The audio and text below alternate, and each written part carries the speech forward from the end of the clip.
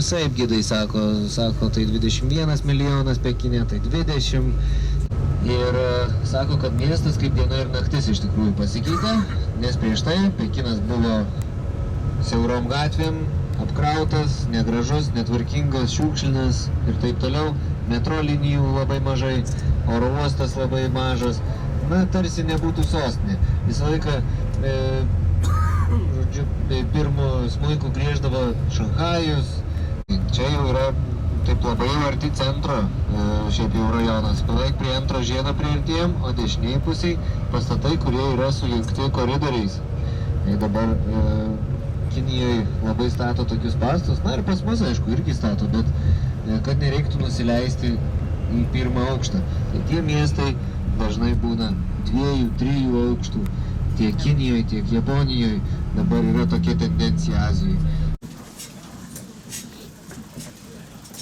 Na štai, važiuojam pagaliau tradiciniu kinų transportu rikša.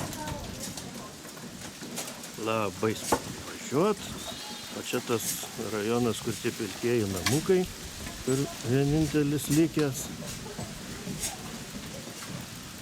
Tai va, sunkiai čia sekasi jam mūsų užpakalis vežti, bet nieko nepadarysi.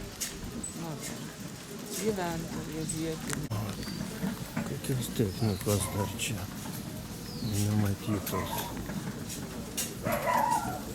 Na, parodyk, kaip ratus saugo. Va, kaip ratus saugo nuo tų pačių važinėtojų.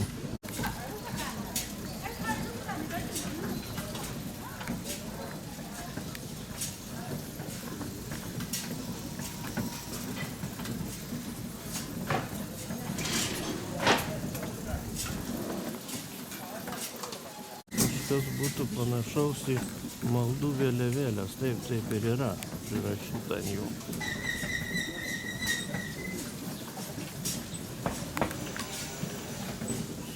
Name for the old town, but when you hear the Hutong, these words in Beijing, especially mean old town of the city, and the government will protect this area. There's not allowed to build any modern buildings and high-rise buildings. And we make a stop in front of this traditional gate because it's better protected, and also with most traditional looking. And also later I'm going to give you some more details about this gate because they're including a lot of information on it.